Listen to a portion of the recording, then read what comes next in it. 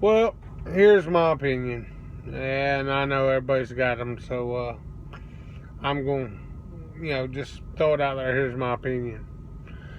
Did Les Miles deserve to be fired? Absolutely. He was not doing the job that was expected of him. However, he should have been fired at the end of last season. I know there are those out there that say, well, they gave him another chance, whatever. If you're going to fire a man,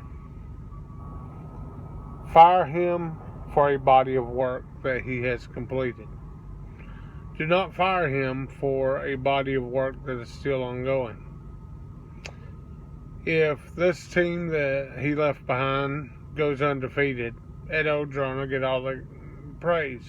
Oh, Ed's the greatest thing in the world. Everybody will be demanding he be hired as head coach. Well, if that's the fair opinion and fair assessment, what if they don't win another game all year? Well, then shouldn't the entire staff be fired and, the AD be fired and the janitor at the sports complex be fired and the guy parking valet be fired? I mean, everybody should be fired, right? Because they didn't win another season. My point's this.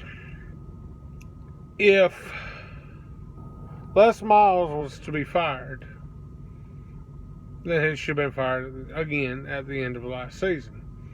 If you were going to give him another chance and you believe the problem with his team was his offense, then you should have called him in and said, look, it's real simple. Either you fire your offensive coordinator and your offensive, coordinators and coaches, bring in new people, or we fire everybody and bring in new people.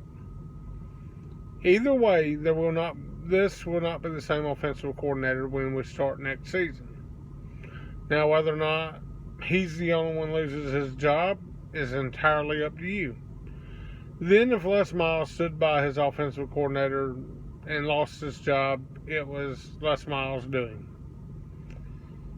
If he fired the guy and brought in somebody else, I think he would have been given this season to mold the team, to get the team back to, what it could have been.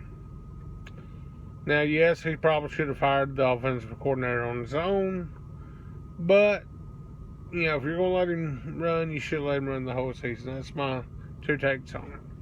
Now, on to Ed Orgeron. I think the man should be called into the office and told point blank, here's the goal. I mean, they've played 4 games, so they've got 8 games left.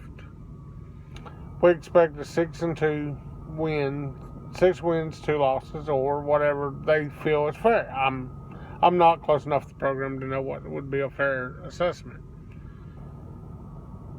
If you reach this goal, you will be named head coach permanently. If you don't, then, you're gone at the end of the season because we're bringing in a new head coach and he probably won't keep you around.